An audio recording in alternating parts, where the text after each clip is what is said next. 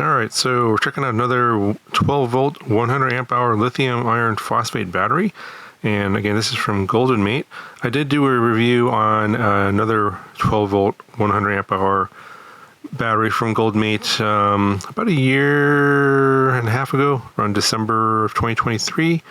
And that one checked out really well in terms of all my testing. And this is a newer model. They still sell the old model. I think that one's being sold for like $180 right now on Amazon. This updated model has some new features. We'll talk about what these are, and of course has a little bit higher price. Now, this is the same size as the one I reviewed previously. It's the Group 31 size, so that's about 13 inches in width, about 8 inches tall, and about 7 inches deep. That's a pretty standard size for most 12 volt, 100 amp hour batteries. If you've watched some of my other reviews on these batteries, most of these come in this size. Now this one does come in a different case, and this is what kind of new. It's kind of a nondescript, just a black ABS plastic case. And most of the other batteries out there have like a kind of a similar style case, quite different from this one, with like a big sticker on the front. This one here has the sticker on the side with all the specs and everything, but I'll show you the product manual with all the specs here in a second. But I like the new case here. It's kind of updated. They have a new case because this is IP67 waterproof rated, so slightly different design to accommodate the waterproof feature. Although, and of course, the idea of targeting this as a trolling motor for using it on boats with electric motors, for example.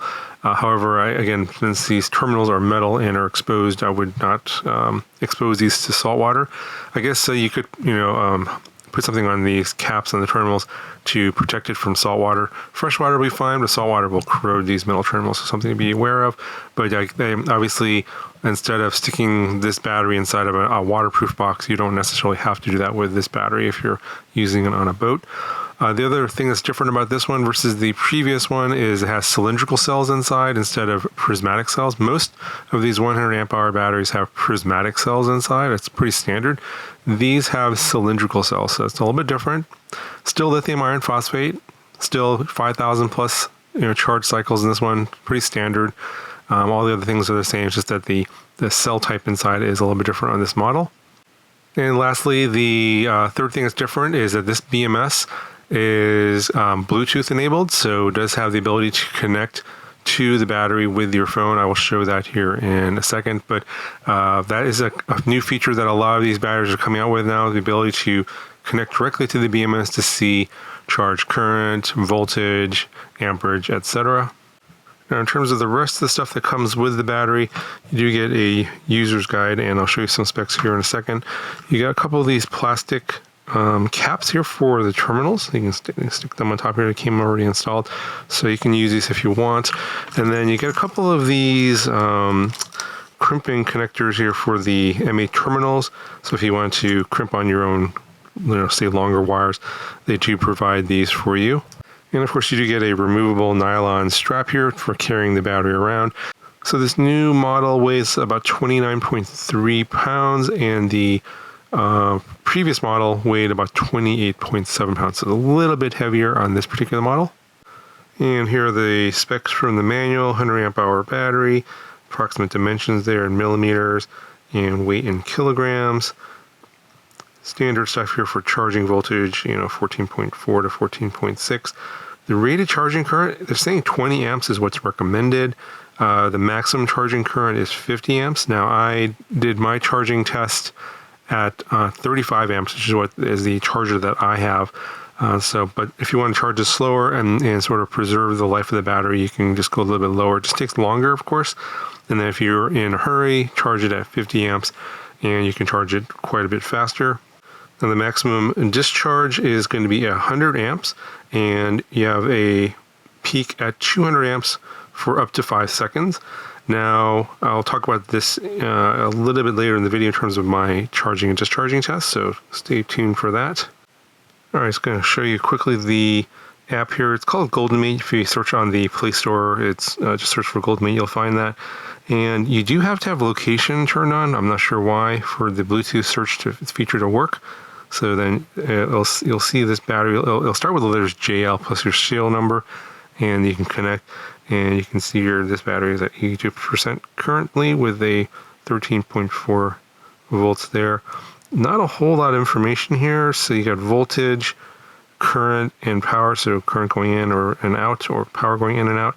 And then this is how much it thinks it has in terms of capacity at this 82% saying it has about 1,005 watt hours of capacity. When this is full, it's rated for 1,280 watt hours. Get some other information here as well as MOSFET temperatures and some other temperatures here on the BMS, and you can get that in Celsius or Fahrenheit. But that is in terms of the data. That's all you get on this particular app. Now, when I first got the battery right out of the box, it came with a voltage of 13.37 volts, which is a little on the high side. Typically, batteries are going to be a little lower, shipped around 13.1 or 13.2. So that's around 81%. That's what the app showed when I first charged it up. So that's a little unusual. Not necessarily bad, because lithium iron phosphate can be stored at 100% for long periods of time. It's not an issue necessarily, but most of the batteries I've seen that I reviewed were coming in at around 50% charge, or around 13.1 volts. So something to just be aware of out of the box charge.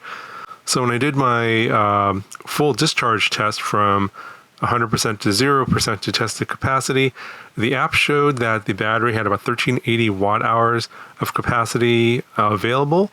Now, it's advertised for 1280 watt hours, so that's actually higher than what's advertised. So after I completed the discharge test, my capacity meter showed about 1319 watt hours of capacity. So that's approximately 3 to 4% higher than the rated capacity of 1280 watts. So that's typical. That's typically normal when you get a brand new battery. They actually give you more, so that later on, as the battery ages, it'll be more towards the advertised battery capacity after a few years. So I did do a max power draw test with a 1,000 watt inverter, and I actually went a little bit over the 1,000 watt rated for the inverter. I was going like 1,200 to 1,300 watts, which is around 120 amps on this particular test. And while my clamp meter showed 120 amps, the app was showing 115 amps. So a little bit of a difference between what's going on inside the BMS and what's reported by the BMS versus what's actually measured outside the battery. So there's a little bit of difference between the interior and the exterior of the battery. Not sure if that's significant in terms of like the numbers being reported incorrectly. I'm just showing you that I got 120 amps outside the battery. And then I had no issues going pretty much until the inverter just wouldn't go any further, because it's a little bit too much of a power draw for that inverter. This battery can go 100 amps, no problem, for a pretty long period of time if you're not too far over. And then as you get closer to the 200 amps max, it'll cut off at a certain point, but I don't have anything to test that particular scenario. So if you're worried about it doing 100 amps continuous, that definitely is not an issue. But I probably wouldn't go too much more over that for too long, just for safety reasons, and just stick to the 100 amps that it's actually rated for. Anyway, definitely passed all of my tests with flying colors. Didn't have any issues with the battery. Seemed to be working as expected.